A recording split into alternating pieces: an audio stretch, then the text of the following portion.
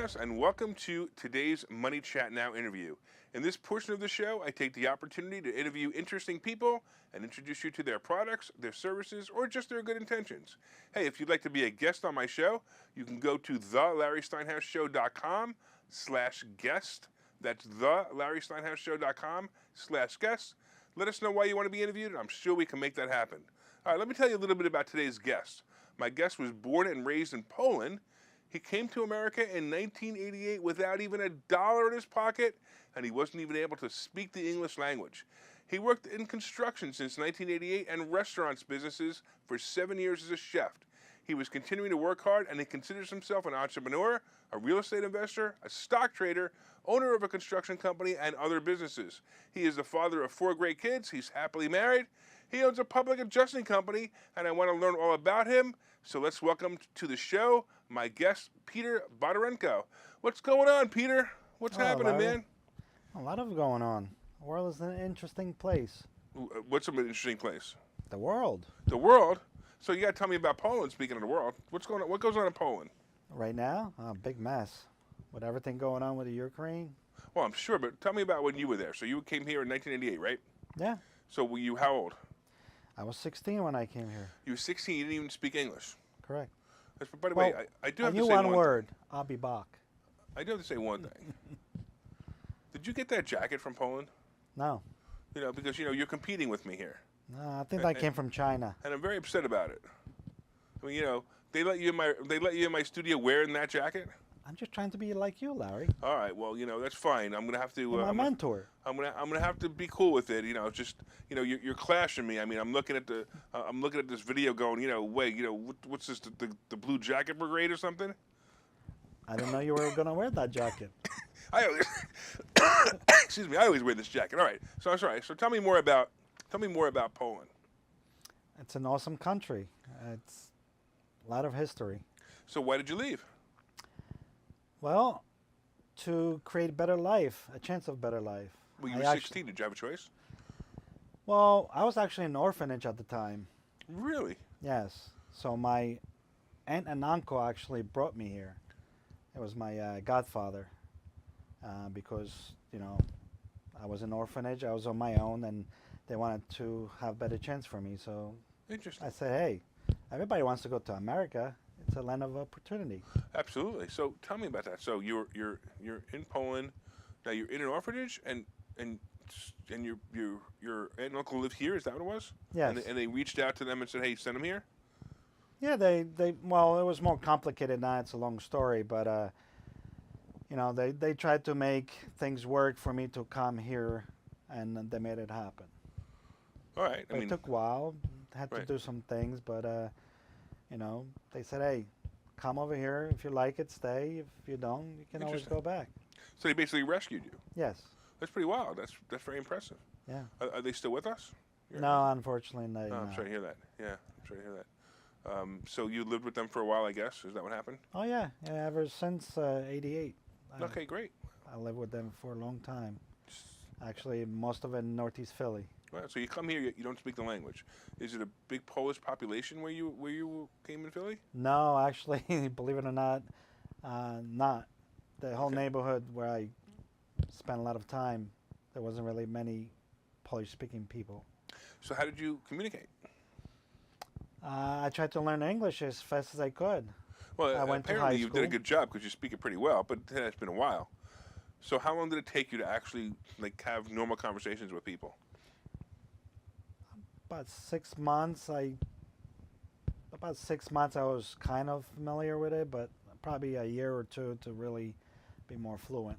Now, so you went to school, right? Yes. So when you were going to the classes and learning, were you just sitting there in the class not knowing what the teacher was saying? So Northeast High School actually had special classes for people that wanted to learn English. Okay. So that kind of helped me learn the English language. But you couldn't learn what the other students were learning at the time. You had to just concentrate on that, correct? Correct. It's like pretty much watching, what was it, Channel 12? You see the picture, they tell you how it sounds, you remember it. Right. No, it's interesting. Yeah, okay. No, because I've had trouble. I've tried to learn Spanish several times. No, very, very little Spanish I speak. but I tried to learn it several times, and I keep thinking, if I was just thrown and immersed into another language, how long would it take me to learn it? It's actually much quicker if you get immersed into the language itself than if you're trying to learn here. So a lot of times if you go to other countries, you stay there for a longer time. If you're willing, if you want to, because you have to be willing. Right. The more you're willing to do it, the quicker you learn. Yeah, sure, because I'm not that exposed to Spanish. And, you obviously were exposed to English every day, so it'd be easier for you to learn. I'm not exposed to Spanish. I'm not forced to speak it. So it's different for me. But I'm just curious because it's something that I've always wanted to do. Exactly. Especially if you have people, laughing at you and talking and you don't understand it. You want to know what the heck they're talking about. Right. They probably would talk. They're probably laughing at your jacket. Well, back then, believe it or not, if you see my photos, you might have too. You probably had hair back then too. I did, actually, believe it or not. If you've seen the photos, you'd be surprised. So just think about this. I'm making fun of your jacket wearing this jacket. I'm making fun of your hair with this hair. So, we're pretty good here. All right, so you come here from Philly. I'm sorry, from Poland. You're in Philly. You're 16 years old. Do you go to work right away? Yeah, I actually started working at the restaurant business as a dishwasher. Actually, Okay. That's how I started. It was a part-time job, but it was a great job. It was a great restaurant. I learned a lot there. Met a lot of interesting people. And I would imagine in Philly so this was a Greek restaurant, maybe? That was actually Italian restaurant. Italian, You may okay. be familiar with it. It was called Vinny's. I'm not, but no, just because I'm wondering if they, because they would be yelling in their language in Italian, right? No, not No, mostly necessarily. English? Okay. It was Okay, pretty much cool. English, but it was true Italian restaurant. Did you go to school? Did you go to college? I went to afterwards? I went to high school, Northeast High School. I work at Vinny's, and I also work on the weekends with my cousin, who was a contractor. That's when I started learning construction. That's awesome. So you started doing construction. That's pretty wild. So what was your favorite thing about construction? What were you working on? You know what? I just always like to build things. Everything. It was different every day because one day you did windows, doors, siding, renovations. Just different things every day, and that's what I like the most about construction. It's never the same thing. Right. Sure. Every day. Yeah. Sure. And I like to be creative. I guess my brain is wired that way. I like it. I do the same thing. I love creating things as well. Obviously, the studio you're sitting in, I created it. All those things that are falling, I created those lights that are falling right now, and the red stripe that goes by. Awesome job. I Awesome created that job. too. Impressive. All right. So then you're here for a little while. Then what happens to you after you're in the restaurant business? Well, I worked in that business. Actually, I worked 3 jobs at some point: construction and cooking. Also, UPS nighttime. So there was some stressful times, but I finally took the advice, like a lot of people say, if you can take the heat, get out of the kitchen, and I quit that business because it was tiring and stressful, and went to do work in construction. So, okay, so you're working in construction now. Then, now because how long did you work in construction for? Are you still doing it now? Yeah, well, yes, not as much. I mean, I still do things on investment property, but I don't do it for hire. Gotcha. So you do it basically for the enjoyment. Because it's funny, every once in a while I'll work on one of my own investment properties, and I'll do it just for the enjoyment. Same thing. Exactly. But most of the time I'm hiring people. It's very difficult to do it on your own time because you have other things that you're working on. Yep, exactly. I sub it out most of it. Right. And then you have the availability to find subs. Then Yes, I need to find subs. We need to talk after this, and you need to I know tell a me lot all the of people. who can help me. Absolutely. All right. So then you decided to get into some other businesses. Tell me some of the businesses you got into. Well, with you, option trading, Sure. that was one of the greatest move I made. Joined Great. the investor school. Thank you. I always wanted to learn about stocks and options. I did stocks. I just never really understood the options. Mhm. So that was helpful. Real estate, I have taken some courses before as well. And I always wanted to do, deed sales, tax deeds, and other things. I have other businesses that are online businesses. Tell me about the online businesses. This is interesting. So actually, years ago, it's about 6 years ago, I joined ACN, which is online Oh, business. sure, yeah, yeah. So, yeah, multi-level It's marketing essential. company. Yeah, Yeah. And they were supposed to come out with the video phone. You they remember that? did. They They did did, have it. right? They sell it. But nobody used it. The funniest part is like even now, we have all these FaceTime and video. Still, people don't use it, which is funny. They use it every once in a while, but they're Yeah. not like it was supposed to be. Yeah. So, That was Trump backed, wasn't it, or was it Trump was well, the he was endorsing endorsed it? it. Yeah, yeah, okay, yeah, yeah, sure, cool. So how well did you do with that? I did okay. I mean, I did it because it was making a difference, and every client I got Hmm. and they paid the bill, it was donated to Feeding America. So that's why I did it because, Feeding America. yeah, America's a really big place. How much could you have possibly donated to Feed America? you can, believe it or not, you can make a difference. I like to make a difference. I came from a very poor family. I pretty much raised myself throughout all these years. I was working since I was a child, whether it was on a farm, a factory. I think when I was like 14, I worked 24-hour shifts in a factory. So I knew from day one that I was a entrepreneur. So what makes you a hard worker? Why is it that some people could come here from other countries and they could sit around watching TV, or even people born in this country could sit around watching TV, and you come in and you're like boom, boom, boom. What's the difference? What do you think the difference is? Ambition, I guess, and ability to appreciate things that you didn't have back then. I mean, over here people say I have food stamps. I laugh. I'm like, you don't know what food stamps is, because I remember where we had to wait overnight. Like people wait for iPhones overnight. Yeah. Sometimes. Yeah. I had to wait for food Wow. with actual stamps that Wow. look like stamps. You had to submit them for a liter of milk and a loaf of bread. So to me, it's a big joke when somebody says, You have to use food your stamps, ATM, yeah, new ATM card. exactly. Yeah. Well, it did start out that way. Yeah. It did start out with the food stamps. Excuse me. But it did start out with the food stamps. But you're right. It turned into. I wouldn't be surprised if Poland is using the ATM card now too, because that's just technology. Technology just advanced. But I totally agree. Pretty wild, man. That's pretty wild. I tell you what, we're going to take a quick break, and then we're going to come back. I'm going to talk to you about your public adjusting company. So we're going to take a quick break. We will be back in just a minute. Peter will be back with us in just a minute. Okay, so you thought about buying and selling real estate. You've thought about investing in the stock market, but don't know where to start.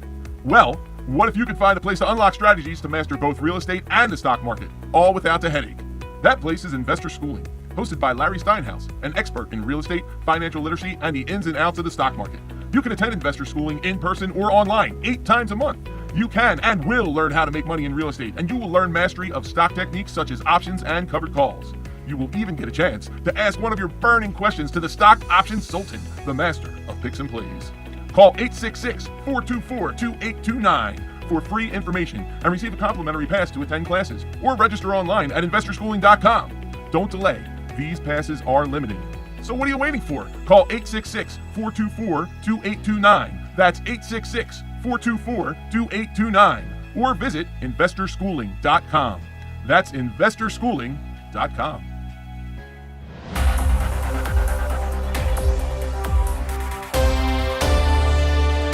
All right, welcome back to Money Chat Now, the interview portion. We are currently interviewing Peter Bondarenko, and if you'd like to be a guest on this show, you can go to thelarrysteinhouseshow.com/guest. That's thelarrysteinhouseshow.com/guest. Tell me why you want to be a guest, and we'll see what we can do. Hey, so we're right here. We're interviewing Peter Bondarenko, and he's telling us all about the things he's done in his life, and we're going to get into his public adjusting business, because I want to learn more about public adjusting. So, Peter, you got to tell me about this. So, what is public adjusting? Because I'm sure most people have no idea. So public adjusting is a service that not many people actually know about. Is when you have insurance claim, usually you think you're supposed to call the insurance company, report a claim, and they handle everything for you. Well, we as public adjuster are the advocate for the policy holder. So whether you're a homeowner, business owner, or a investor that has a lot of properties, we can represent you and your best interest to make sure you're treated properly and you have fair settlement. So we make sure we work for you, not for the insurance company. All right, so let me get this straight. So my house burns down, and I call the insurance company. Go, yeah, your house burned down, Here's your policy. You're supposed to get whatever. You're supposed to get $200,000 for repair it, $50,000 for the contents. So why do I need you? Well, there's a lot of complications when it comes to filing a fire claim. A lot of components, and if you never dealt with the fire laws, you probably don't know what to do. I'm really glad that I never. Actually, my mother's house burnt down to the ground. I mean, like literally to the ground. But go ahead. What you were saying? And a lot of people don't know, what to do. What should you do? You need somebody that has the experience to guide you, Right. to let you know what you should do, how you should be proceeding. But most importantly, how do you know what your claim is worth? I mean, you're just pretty much going off what the insurance company is offering you. But do you know if that's fair or not? Well, I know that if my house burned down to the ground and they say that they're going to rebuild the house, is that all I need to know, or do I need to know more? Insurance company doesn't rebuild your house. Well, that's true. They pay to rebuild the house. That's They true. pay, Right. and a lot of times they don't pay what its fair value of that house.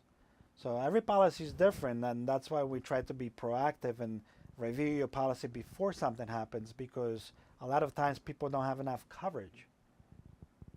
So in other words, if I had $200,000 worth of coverage and it cost me $250,000 to fix my house, the insurance company writes me a check for $200,000 and says, "Ha ha, bye bye." Yes and no, but most part you're correct. But there's other components. There's additional living expenses. Right. There's many other endorsements that could be in a policy that could help that out. Yeah, I remember my mother, when her house burnt down, the insurance company paid for her to stay in a hotel for a really long time. It was almost a year. I mean, she ended up renting a house temporarily, just so she wouldn't be living in a hotel anymore. But I mean, she had everything she had was gone. All she had was the clothes on her back when they got out of the house just in time, and the house just went boom down to the ground. Yeah, and now imagine if the insurance company comes to you and says, "Oh, make a list of all the contents that you lost." Imagine that, coming with a list of items that you think you remember, Oh yeah, sure. and most of the people never remember 80% of the items. Well, that's interesting too. So now you're coming in. So obviously somebody pays for your service, right? Correct. So how do they pay for your service? It's a contingency fee basis, just like an attorneys do. You don't pay us anything unless we get your money. Right. And it's a percentage, and depending on the size of the claim, what the percentage is. So if they get a percentage, then how do they get their house fixed if they need that money to fix the house? Well, because even with our fee, they get way more payment than they would have received dealing with the insurance company directly. Got it. So you're basically making sure that these people are made whole again. Correct. All right. So now you just said something interesting. You said about how do the people know what's in their house? What's the difference if they tell you or they tell the insurance company? Well, because we actually have a list that we go over with the clients to kind of refresh their memory. We work with them to kind of pinpoint the things that they had, photos, the kind of resources where we can find the information and put a list together, and not only the list, but the correct pricing. Because, insurance companies, a lot of times, they will go by the sale price, not the actual retail price, which can be a huge difference. Well, there is a difference. It's replacement. So I mean, you see this with jewelry all the time. When people get jewelry riders, maybe they insure the jewelry for $10,000, but if the insurance company can buy that exact same ring for $5,000, they're just going to hand you the ring and say, "Sorry, we bought it for $5,000." Correct. And is that basically the same thing that happens with you guys when you have a claim? Well, When you're not fighting for exactly. a We claim? always fight to make sure that the insured is made whole. The same quality, size, and texture, not the value necessary. Right, gotcha. So, Sure. Right, so that's pretty cool. So, tell me about like one of the most interesting claims that you ever had or had to work with. it was a hotel in New Jersey. It was a Best Western that burned down. Well, first year, it was after Sandy. It was a windstorm. We got a whole brand new roof. It was a huge hotel. And then a year later, they actually had a fire. And it was pretty intense fire. A lot of units got burned down. Wow. So first they called you for the windstorm to fix the roof, and obviously you did a good job because they called you again, and then the place burned down completely. Not completely. Okay. It was pretty big fire. I think about 20 units were affected, but they lost a lot of business throughout that time. So it was a very complex claim because you had lots of business. renovation. We help them guide through all the construction and renovation as well. It took a while because fires usually residential take about a year. This was a little bit even longer. You had to deal with the townships, with the codes, enforcements, and upgrades. So there was a lot of complexity with the claim, but it was a great claim. Yeah, I'm sure. I mean, I can imagine it must have been in the millions. It was almost $1 million. Yeah, it's pretty amazing. And then obviously, if you get a piece of that, you're pretty happy. Yes, it's not always about our fee, because actually we lower our fee very low because it was such a huge claim. But I just enjoy helping people. Right. Especially at the end when they thank you for the service, that makes me happy. All right, so tell me, like somebody has an insurance policy right now, they're thinking about this, hey, what are some things that they should be looking at in an insurance policy to avoid getting hurt if something bad happens? Well, one of the things is that's why we offer free policy review, because we want to make sure people are properly insured. Right, but this this might be somebody watching this in California. They obviously not going to reach out to you. So just some things that they should be looking at. Well, so insurance companies are getting more complex, and the policies are getting more, they call it a la carte, where they're giving you basic, and then you have to ask for the additional endorsement to properly be covered. But you have to make sure you have the replacement cost. You want to make sure the policy is not ACV policy, because actual cash value, they'll depreciate the heck out of it, and they give you a little bit of it, what you should get. So in other words, if I bought a brand new couch 5 years ago, and the couch is in perfect condition, and I paid $2,000 for the couch, they may say that it's a 5-year-old couch, we're only going to give you $1,000. Or less. So that's actual cash value. That's what that is. Correct. So what's the other one? Replacement value is the other one? Yes, replacement value is where they're going to depreciate whatever that cost is, but if you go and buy the same item, same quality today, and it costs 3 times as it was when you bought it a few years ago, they owe you the difference. Okay, I got you. So that they'll actually pay the whole thing. Correct. As long as you have that right policy in place. And there's a lot of other endorsements. There's sump pump endorsements. There's service line endorsements that people don't know about. So tell me about sump pump endorsement. That's really interesting. So there's a lot of times where the basements get water, and people most of the time call and say, I have a flood in my basement. Big mistake. You never use the flood word. That's because funny. It's a water damage. Right. But a lot of times insurance company will deny you over the phone because you say the wrong thing. Oh, yes. So by just being educated to know what to say to the insurance company can make a huge difference whether you're covered or not. And even with my mother's house, I've been doing this for a while. It was water damage. The adjuster came to the house, and before she even got in the house to look what happened, she was pointing to language in the policy saying this is not a cover loss. Yeah.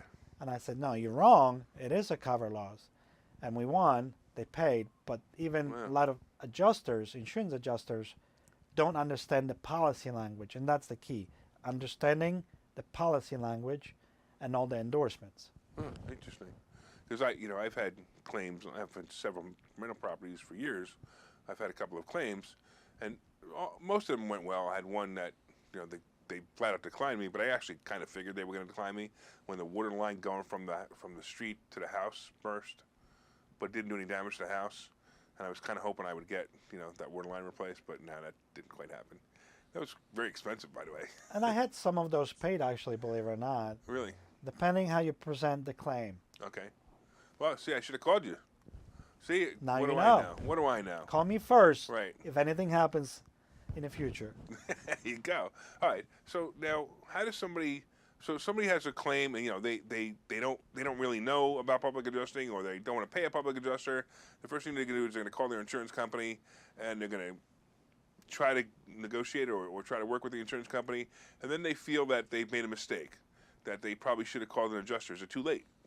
No, it's never too late. You can always ask for second opinion. Our consultation is free. So we can always check out what's going on, give you an advice, or if you would like us to represent you, we're happy to do so. But yeah, in Pennsylvania, most of the policies, you got statute of limitation, which is 1 year.